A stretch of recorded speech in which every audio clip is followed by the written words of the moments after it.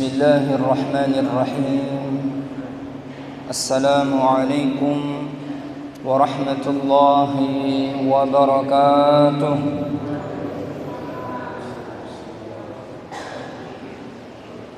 الحمد لله الذي هدانا بالإسلام، نحمده ونستعينه ونستغفره ونستهديه، ونعوذ بالله من شرور أنفسنا ومن سيئات أعمالنا. من يهده الله فلا مضل له ومن يضلل فلا هادي له. أشهد أن لا إله إلا الله وحده لا شريك له، وأشهد أن سيدنا محمدا عبده ورسوله. اللهم صل على سيدنا محمد الفاتح لما أغلق والخاتم لما سبق، ناصر الحق بالحق والهادي إلى صراطك المستقيم، وعلى آله حق قدره وبمقداره العظيم. أما بعد. Ayahanda ibunda jamaah pengajian yang dibanggakan Allah Subhanahu wa taala, lanjutan kajian kita di dalam kitab Tanbihul Ghafilin. Al-Imam Abu Laits As-Samarqandi menjelaskan kepada kita, inna jasad ibn Adam thalathatu ajza. Sesungguhnya jasad, anggota badan manusia itu dibagi menjadi 3 bagian. Fajuz'un minha qalbuhu, satu bagian yaitu hati kita. Wasani lisanuhu, dan bagian yang kedua lisannya.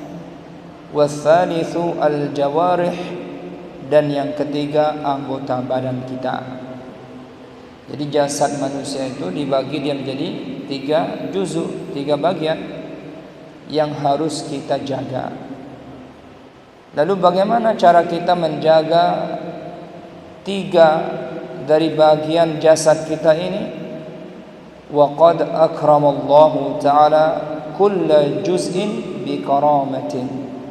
Dan sesungguhnya Allah telah memuliakan semua anggota badan kita ini. Fa akrimil qalba bi ma'rifatihi wa tauhidihi, maka muliakanlah, jagalah hati itu. Bagaimana cara kita menggunakan hati kita itu? Bi ma'rifatihi wa tauhidihi, kita mengenal Allah Subhanahu wa taala dan mentauhidkannya. Itu fungsinya. Jadi tugasnya hati itu adalah mengenal Allah Subhanahu wa taala, dan begitu juga mengesahkan Allah Subhanahu wa taala. Ini amalan batin. Karena orang-orang ahli ma'rifat itu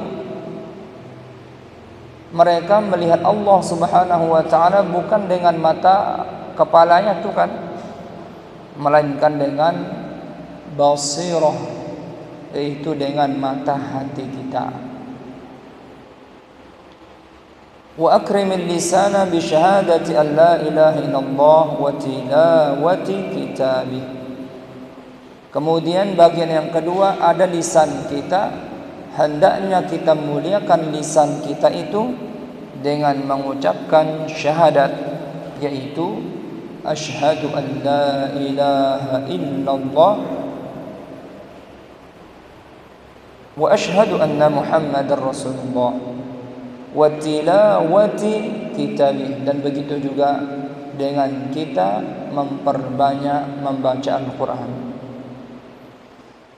Dan yang ketiga, organ tubuh kita, jasad kita itu ada jawarih. Mana jawarih itu? Ada mata kita, ada tangan kita, ada kaki kita, perut kita, kemaluan kita. Nah, ini anggota ini, kata Imam Al-Ghazali rahimahullahu ta'ala, hendaknya kita benar-benar untuk menjaganya. Wa akrimil jawarih, maka muliakanlah anggota badan kita yang sudah disebutkan tadi. Dengan cara apa? bisalati dengan kita mendirikan salat, wasaumi dengan kita berpuasa, perbanyak puasa, wasail taati dan semua bentuk ketaatan anggota badan kita lah yang membuktikannya.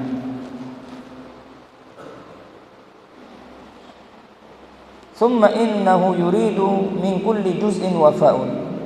Kemudian sesungguhnya setiap anggota badan kita itu hendaknya kita tunaikan dia dengan baik dan benar. Karena apa? Semuanya ini adalah amanah dari Allah.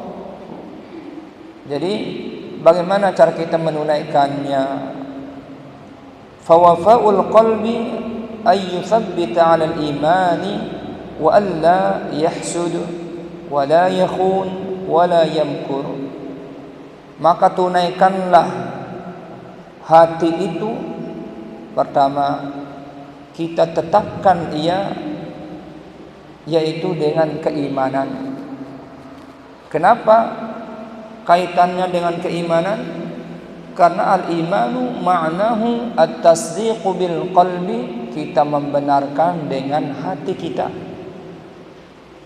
Rukun iman berapa jumlahnya jamaah? 6. Percaya kepada Allah, percaya kepada para malaikat, percaya kepada kitab-kitab Allah, percaya kepada para nabi rasul, percaya kepada akan datangnya hari kiamat, dan percaya tentang qada dan qadar Allah.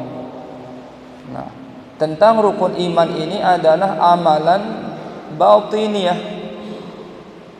Kalau rukun Islam itu amalan jawarih zahiriyah yang nyata, ya, mengucap 2 kalimat syahadat kita buktikan dengan ucapan kita, mendirikan salat kita buktikan dengan anggota badan kita, berpuasa, haji, zakat, haji, itu namanya ibadah jawarih, ibadah zahiriyah yang nyata. Adapun tentang keimanan itu ibadah batiniyah, tidak perlu dibuktikan dengan anggota badan kita, cukup kita meyakini dengan hati yang tulus bahwa tiada Tuhan yang berhak disembah melainkan Allah. Itu namanya al-iman, at-tasdiq bil qalbi. Setelah itu, wa alla yahsud, janganlah kita kotori hati kita itu dengan iri hati, dengki. Karena penyakit ini adalah amalan batin, penyakit hati itu namanya jemaah. Wala yakhun, jangan kita khianat, karena hati memang yang amanah dari Allah, jangan khianat. Wala yamkur, jangan kita menipu daya. Kata Imam Al-Ghazali rahimahullahu ta'ala, ada 3 dosa atau induknya dosa yang ada dalam hati kita, hendaknya kita benar-benar membersihkannya. Karena kalau kita biarkan hati itu tetap penyakit yang 3 ini menempel di hati kita, itu adalah induknya dosa, ibunya dosa. Mana dia? Yang pertama, al-hasadu. Tidak tergirang pada salang talon atea, enggak ada. Nah, ini yang pertama ini, hati kita adalah Allah muliakan dia, Allah perintahkan kita. Makanya orang yang bisa melihat Allah Subhanahu wa taala ya, dengan cara apa? Bersih hati sanubarinya. Dan orang yang tidak bisa melihat Allah Subhanahu wa taala, satu, ya, mereka silau dengan pandangan dunia ini. Dan yang kedua, mata hatinya buta. Dengan sebab apa? Karena hati ini ada penyakit di dalamnya jamaah. Nah, inilah penyakit ini yang akan harus kita berantas dia. Pertama, al-hasadu, jangan sekali-kali di dalam hati kita ada iri hati, kebencian kepada orang lain.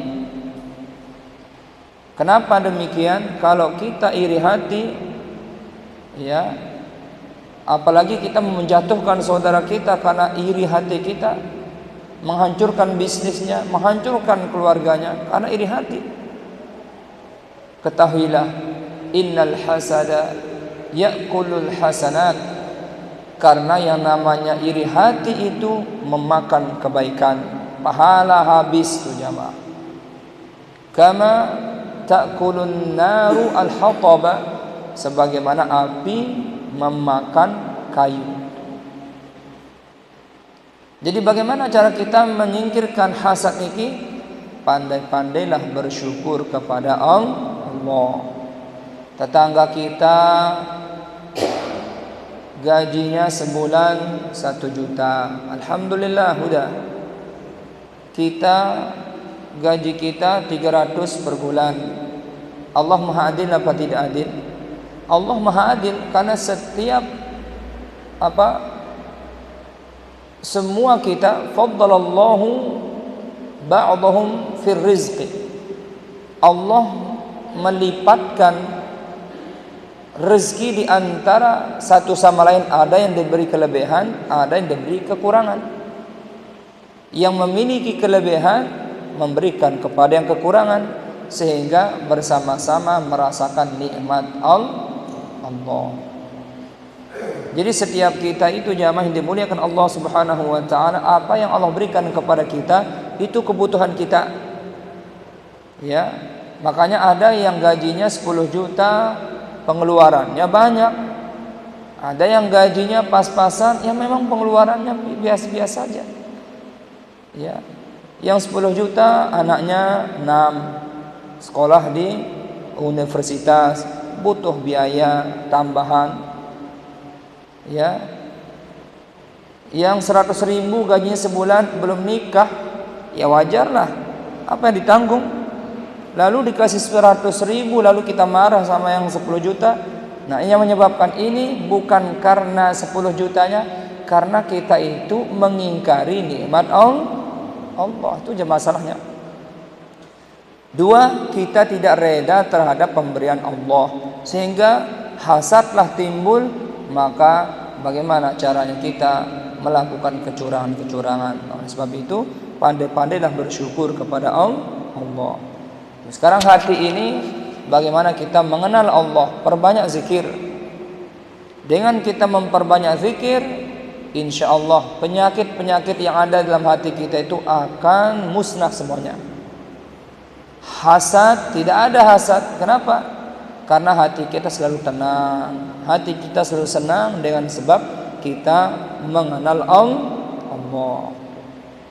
Kemudian ada yang kedua, yang induknya dosa itu. Yang kedua adalah ar-riya. Ini penyakit hati, riya ini bahaya jamaah.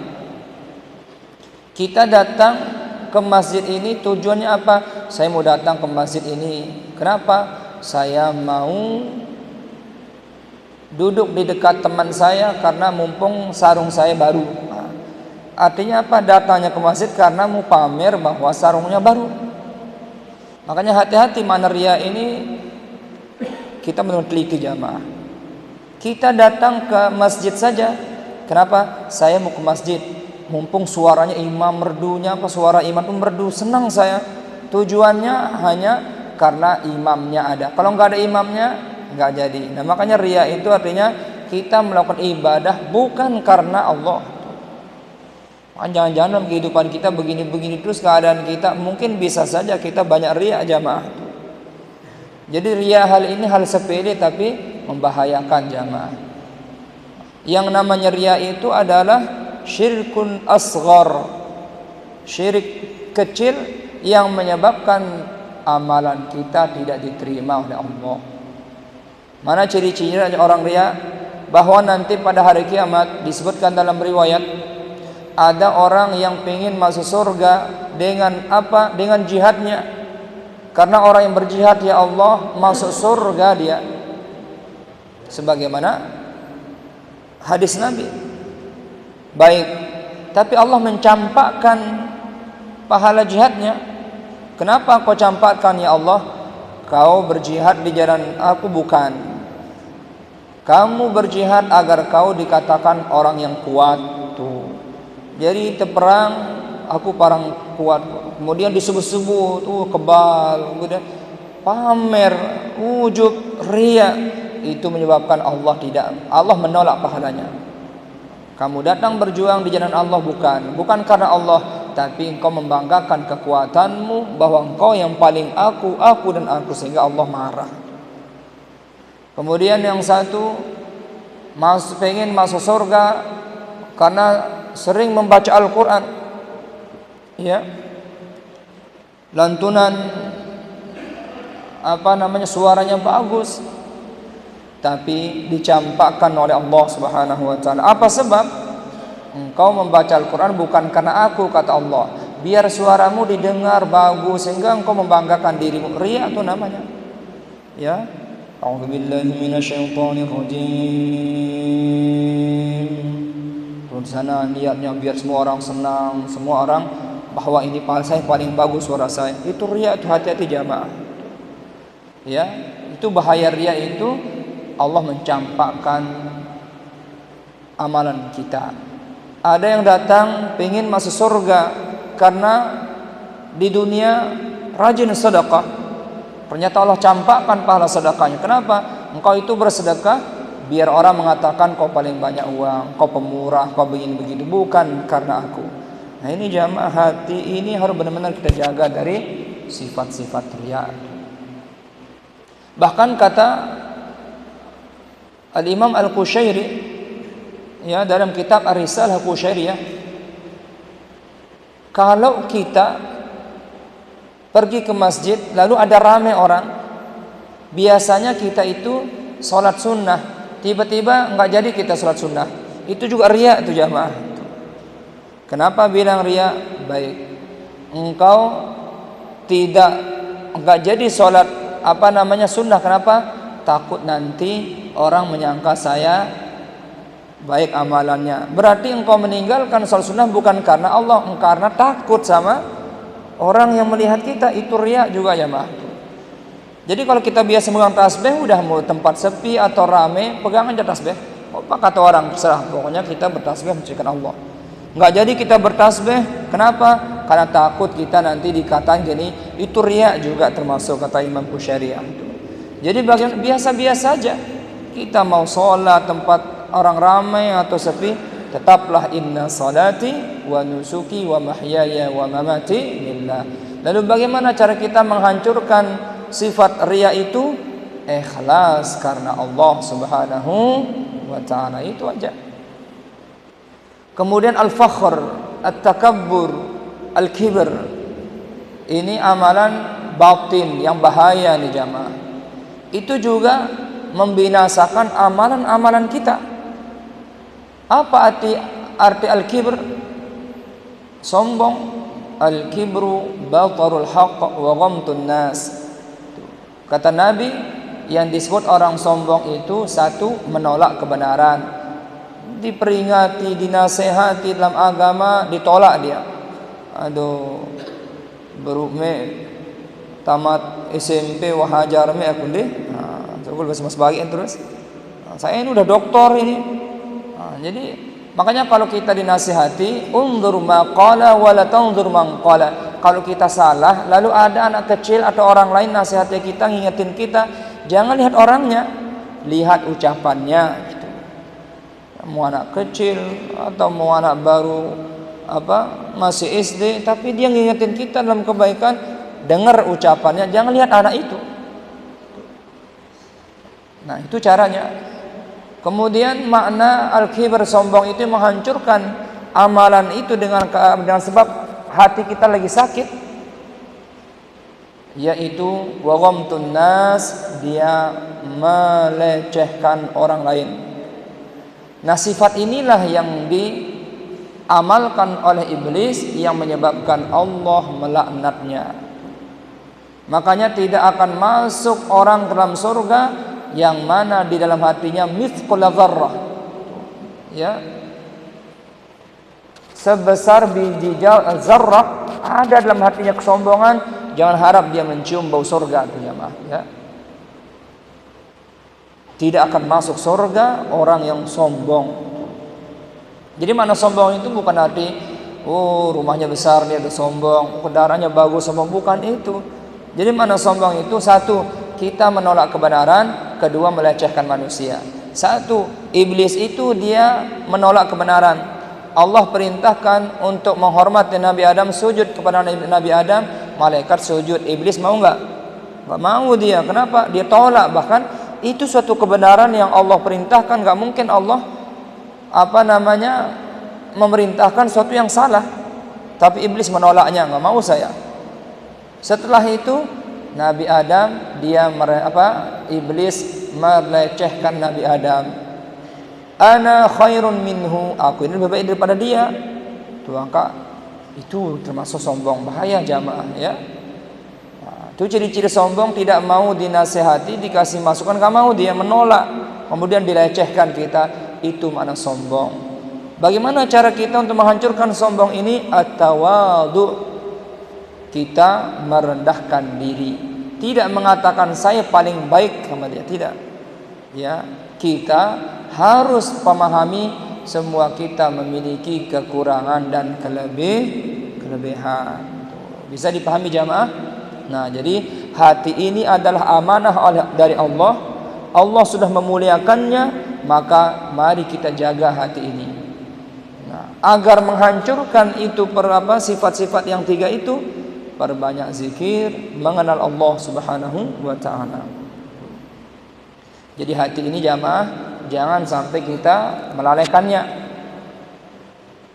Kalau kaki kita kesandung batu, berdarah, segera kita obati, pergi ke puskesmas, klinik atau rumah sakit terdekat.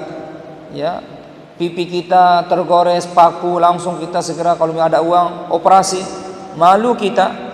Tapi hati ini tergores dengan sombong, tersirat dengan ria, kemudian kotor dengan hasad, kita tidak cepat-cepat mengobatinya, padahal kita lagi sakit itu. Ya, makanya kata ulama, badan kita kalau sakit kita ke dokter, hati kita kalau sakit pergi juga ke ahlinya, yang mana akan memberikan kita pandangan-pandangan dalam agama ini. Tuh, tidak masalah awak doang terpelihara, tapi hati ini yang bahaya ini jamaah. Banyak kita melalaikannya sehingga tanpa kita sadari binasalah amalan-amalan kita. Tuh. Kemudian yang kedua, al-lisan.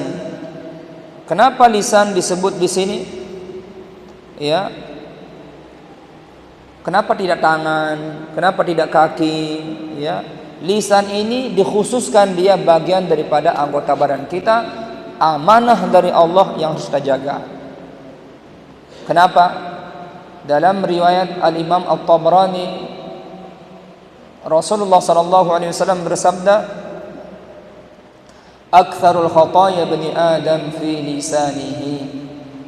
Tak naluwe dosa salah sigirang persugulang jamaah dengan mulut kita. Banyak dosa dari Bani Adam itu keluar dari mulutnya. Baik apa itu yang menyebabkan kita menjadi berdosa? Wa wafa'ul lisani, maka tunaikanlah, jagalah lisan itu. Allah yaghtab, jangan suka menggibah saudaranya. Apa itu ghibah? Engkau menyebut saudaramu yang mana dia tidak suka mendengarnya, itu ghibah itu namanya. Arak dengan girang pedam, girang sugul warna, girang sugul, itu ghibah itu. Kira-kira kita tersebut lajul dengan senang kita tunde. Kalau igutuna tidak kakane, itu juga ghibah itu. Ya, engkau menyebut saudaramu, orang tidak senang mendengarnya, ghibah. Lalu Nabi ditanya, ya Rasulullah, bagaimana jikalau itu benar? Emang dia gitu ya Rasul? Nah, apabila itu benar, lalu dia enggak suka mendengar ucapan itu, engkau menggibahnya. Terus kalau enggak benar bagaimana Rasul? Engkau memfitnahnya. Tuh.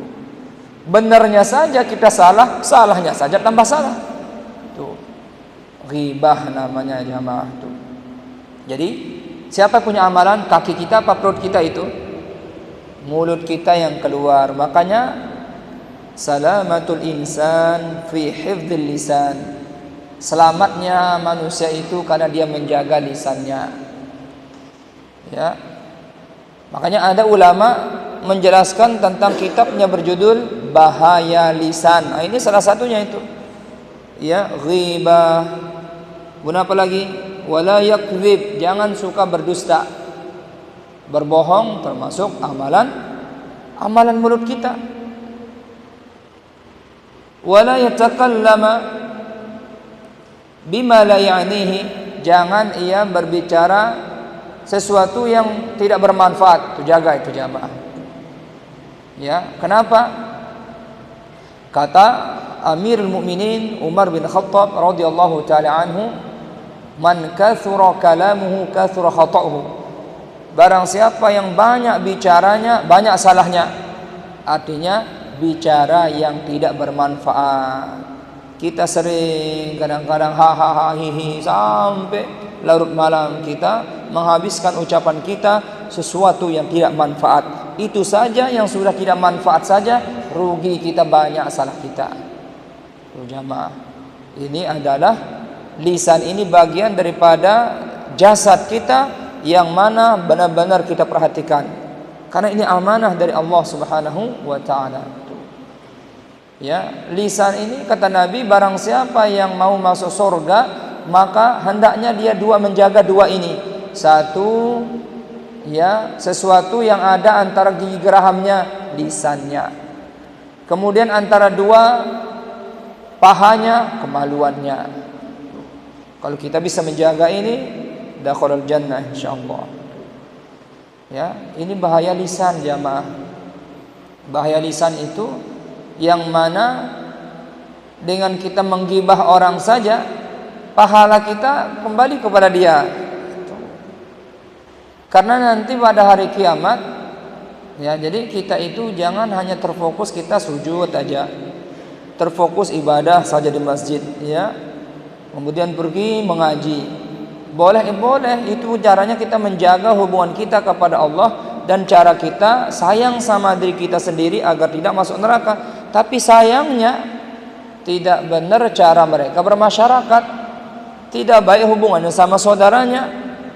Ya, rajin puasa, fitnahnya luar biasa. Rajin sedekah, mencuri barang setiap hari. Apa yang bisa kita andalkan nanti pada hari kiamat? Kata Nabi sallallahu alaihi wasallam, ya'ti yaumal qiyamah, datang orang-orang itu nanti membawa bi salatin wa zakatin wa siyamin, pahala zakat, puasa, salat dan yang lainnya dibawa jamaah. Wa ya'ti qad syatama hadza, tapi sayang kata Nabi, dia juga membawa dosa qad syatama hadza, dia mencaci maki saudaranya, mulutnya tuh. Wa qadhafa hadza, ia menuduh saudaranya, mulutnya lagi. Ya. Wa akala mala hadza, ia makan harta dengan cara yang tidak benar, mulut lagi punya perbuatan. Tuh. Wa daraba hadza, dia mukul ini. Wa safaqa dama hadza, ia mengalirkan darah saudaranya tanpa hak. Itu nanti pada hari kiamat mereka orang-orang yang pernah kita tuduh, kita caci maki, kita tipu, kemudian kita makan hartanya dengan cara batil, datang mereka meminta keadilan. Nah, tidak bisa kita maaf ya, berapa saya kasih uang, nggak ada. Yang berlaku dosa sama pahala. Lalu apa jaminannya? Dosa apa? Pahala sholat kita kasih kepada orang yang pernah kita caci maki. Pahala puasa kita kasih kepada orang yang pernah kita tuduh. Pahala zakat kita kasih kepada orang yang pernah kita ambil dengan cara makan harta dengan cara batil. Habis fa'in faniyat hasanat. Apabila kebaikannya habis, maka dosa orang-orang itu dia kasih sama kita.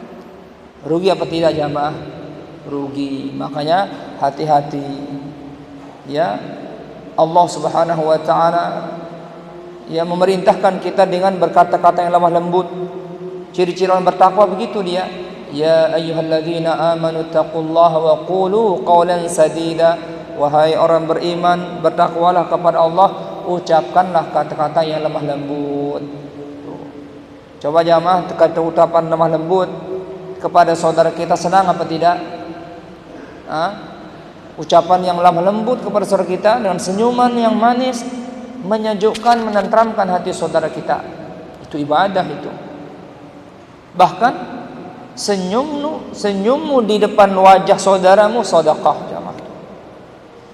Rasulullah sallallahu alaihi wasallam bersabda, "Man kana yu'minu billahi wal yawmil akhir falyaqul khairan aw liyasmut." Barang siapa yang mengaku dirinya beriman kepada Allah dan begitu juga yakin nanti pada hari kiamat itu terjadi, hendaknya berkata-kata yang baik. Kalau tidak bisa, hendaknya diam. Diam itu lebih baik. Tuh. Diamnya seseorang wibawanya tambah bagus. Banyak jerocet-jerocet salah banyak, ada wibawanya hancur nanti. Udah diamlah saja. Kalau enggak penting ucapan, kau usah ngobrol, selesai. Naik wibawa kita. Ya. Makanya dalam kaidah ilmu nahwu, yahsunu sukutu minal mutakallim, lebih baik diam daripada berbicara. Lalu lisan ini kita pakai apa? Tuh, apakah di sini bi syahadati an la ilaha illallah, biasakan kita mengucapkan la ilaha illallah wa tilawati kitabih, dan banyak membaca Al-Qur'an, banyak zikir. Tuh. Bahkan nanti sudah kita jelaskan, Dajjal nanti 3 tahun sebelum Dajjal datang, panasnya luar biasa. 1/3 air enggak ada. Tahun kedua 2/3 air enggak ada. Tahun ketiga air sama sekali tidak ada. Lalu sahabat bertanya, "Fabima ya'ishun nas dzalika zaman?" Bagaimana manusia bisa hidup pada zaman itu ya Rasul? Apa kata Nabi? At-tahlil wa takbir wa tahmid. Perbanyak mengucapkan la ilaha illallah, ucapan jamaah. Kemudian mensucikan Allah, subhanallah. Engkau puji Tuhanmu, alhamdulillah. Fadzalika, hal demikian itu menyamai makanan kata Nabi. Nah, makanya ketika kita berpuasa itu jamaah, semakin kita banyak zikir mengisi puasa itu, semakin kenyang kita, nggak ada lapar jamaah. Ternyata zikir ini juga sebagai makanan ruhaniyah kita. Kalau ruh kita sehat, maka jasad kita insya Allah sehat ya jamaah. Ya, ruh kita sakit, maka juga bermasalah. Yang penting itu ruh kita. Apa makanan ruhaniyah? Zikrullah, perbanyak berzikir menyebut Allah. Hidup sudah ruh kita jamaah. Kalau hidup ruh kita tenang kita jamaah. Kalau tenang baik hati kita, itu berkesinambungan dia. Bisa dipahami yang kedua jamaah, lisan. Jadi kesimpulannya lisan inilah titipan Allah Subhanahu wa taala, hendaknya kita jaga. Ya, karena dengan lisan ini bisa saja akan mendatangkan reda Allah, masuk ke dalam surga Firdaus.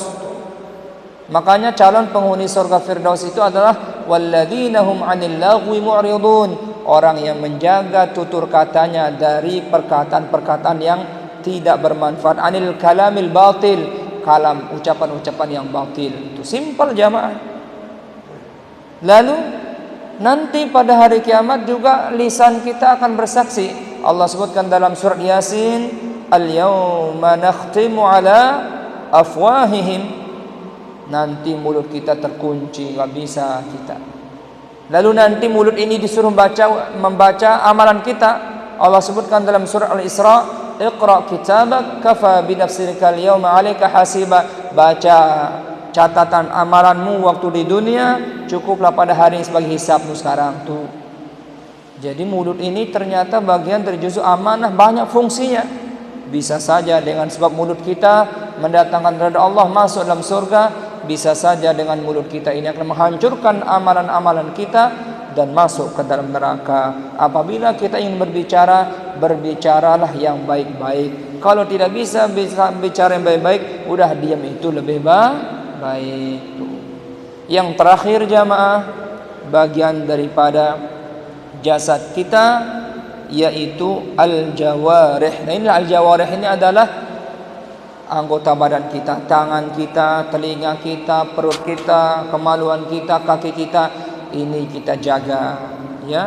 Bagaimana cara menjaganya? Allah ya'sillaha ta'ala. Jangan kita bermaksiat kepada Allah. Ini hubungan kita kepada Allah, jangan bermaksiat. Wala yu'dhi ahadan minal muslimin. Jangan kita menyakiti saudara kita semuslim. Ya, bukan hanya muslim saja, orang kafir nggak boleh kita menyakitinya, haram hukumnya. Menyakiti orang kafir aja dapat dosa, apalagi menyakiti saudara kita beriman, tambah dosa lagi nanti. Ya. Nah, itulah paling simpel. Kita jaga anggota badan kita, jangan sampai melakukan kesalahan.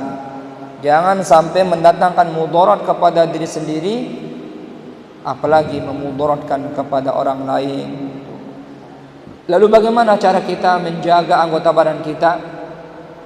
Di dalam hadis Nabi kita Nabi Muhammad sallallahu alaihi wasallam, ya, ini bagus bagi perbekalan kita. Salasatu abwab al-khair. 3 pintu kebaikan. Yang mana 3 pintu kebaikan ini pahalanya sangat luar biasa, disimpankan oleh Allah nanti di akhirat kelak. Pertama apa? Pertama yaitu kita perbanyak sedekah. Perbanyak apa jamaah? Perbanyak sedekah. Kenapa perbanyak sedekah? Ini anggota badan kita yang bergerak, pemurah tangan kita. Ya, karena sedekah itu jamaah, ketika kita meninggal dunia bisa menjadi amal jariah. Keramik kita beli 5 kotak berapa meter tuh, meninggal dunia kita, keramik itu digunakan tempat sholat, pahala setiap orang yang sholat ditransfer kepada orang yang menaruhnya, membelinya, mensedekahkannya. Tuh, panen pahala apa tidak jamaah? Percaya apa tidak? Meja tinggi tak pahala tunde batamate wah. Nah, baru nanti kelihatan pahalanya. Tuh, makanya sedekah yang Nabi sebutkan, karena dalam Al-Qur'an menyebutkan laula akhartani ila ajalin qarib fa asaddaq wa aqum minas salihin. Tuh. Di sana ketika kita sakaratul maut kelihatan sedekah, nenek gaji, tulakang habis mendak doang, tunda kematian saya Allah. Kenapa? Musadaqah. Ternyata sedekah kelihatan dia. Sedekah itu termasuk amal jariyah. Apabila anak Adam meninggal dunia, idza mata ibnu Adam inqata min amali illa thalathatun, kecuali 3 yang tersisa, yang tidak apa, yang mengalir apa, yang selalu mengalir. Sedekah jariyah, ilmu bermanfaat, anak yang saleh dan salehah. Itu sedekah. Kedua, ya, pintu kebaikan itu cara kita untuk menjaga anggota badan kita, kalau bisa perbanyak puasa, bisyamin. Kenapa dengan puasa memperbanyak? Karena dengan puasa itu mengendalikan hawa nafsu kita. Jadi kita bisa untuk memantau, mengontrol, mengawasi anggota badan kita. Coba jamaah, dengan puasa itu mengendalikan hawa nafsu. Dalam kondisi kita berpuasa, kalau ada orang ngajak kita berantem, apa kata Nabi? Bilang, inni shaimun, saya lagi puasa. Ya, arak dengan ngajak kita bersual, asar num kemana? Bilang saya lagi puasa. Zuhur tajak kita bersual jamaah, bilang saya lagi puasa. Nanti maghrib ya kita berantem. Tuh. Sampai maghrib nanti Allahu Akbar, datang payu bersual ke burung wah nerangan tak. Kenapa? Tadi memang lagi marah-marahan, tapi sekarang udah adem sekarang. Sebab puasa itu mengendalikan hawa nafsu tuh. Jadi terjaga kita punya anggota badan tuh. Lagi kita puasa, jamaah ada ngajak kita berjudi, ayo kita berjudi, mau nggak? Nggak enak. Kenapa? Udah hawa nafsu udah mati, udah artinya udah saya kendalikan, nggak enak. Nggak ada, tidak ada semangat kita sekarang berbuat maksiat. Kenapa? Masa saya sudah berpuasa, saya nodai puasa saja. Ada ngajak kita mencuri dalam kondisi puasa, kira-kira mau kita ikut jamaah? Nggak mau kita, sedikit tidak. Nah, dengan kita berpuasa itu Nabi menyebutkan perbanyak puasa. Ternyata hikmah puasa itu bukan mengendalikan hawa nafsu orang yang mengajak kita maksiat. Kita nggak ada semangat, nggak mau kita. Termotivasi kita melakukan kebaikan. Mumpung saya lagi puasa, silaturahim. Mumpung saya lagi puasa, perbanyak zikir. Mumpung lagi puasa, khatamkan 1 juz 1 hari, kan gitu. Dari ngono jamaah bulan Ramadan begitu ya. Nah, itu hebat. Makanya pintu kebaikan itu perbanyak puasa dan puasa-puasa sunnah. Kita bisa mengendalikan anggota badan kita dari hawa nafsu kita. Enak tuh. Ada solusi. Kemudian kata Nabi SAW yang ketiga, qiyamul lail, salat fi jawfil lail, kita rajin salat di malam hari. Ya, dengan salat tahajud 2 rakaat sudah enggak apa-apa. Enggak mesti 1000 rakaat, 100 rakaat, semampu kita 2 rakaat, tutup dengan witir 1 rakaat. Tapi setiap malam, itu yang disenangi oleh Allah Subhanahu wa taala. Kenapa? Karena pada malam itu turun rahmat Allah. Kita melihat kesalahan kita, meneteskan air mata kita, jamaah. Allah murka kepada ahli penduduk ini, tapi ada yang meneteskan air matanya, beristighfar pada malam hari, enggak jadi Allah menghukumnya. Makanya berterima kasih kepada orang-orang yang sering tahajud, dia mengingat kesalahannya, meneteskan air matanya, itu meredakan azab Allah tuh jamaah. Nah, oleh sebab inilah amalan-amalan yang Nabi SAW yaitu mencontohkan kepada kita. Sering bangun malam, hikmahnya luar biasa ya pada malam hari. Nah, inilah jamaah. Jadi kesimpulan pengajian kita bahwa kita ini sebagai manusia dibagi dalam juzuk jasad kita ada 3. Hati kita amanah dari Allah, jaga kita. Kita jadikan hati ini perbanyak zikrullah sehingga kita mengenal Allah. Semakin kita mengenal Allah, semakin kita dekat dengan Allah. Semakin dekat dengan Allah, semakin kita mencintai Allah Subhanahu wa taala. Apabila kita sudah sampai kepada derajat cinta, maka salat, puasa, zakat semuanya bukan beban bagi kita, tidak menghalangi kita dalam melakukan ibadah, bukan beban.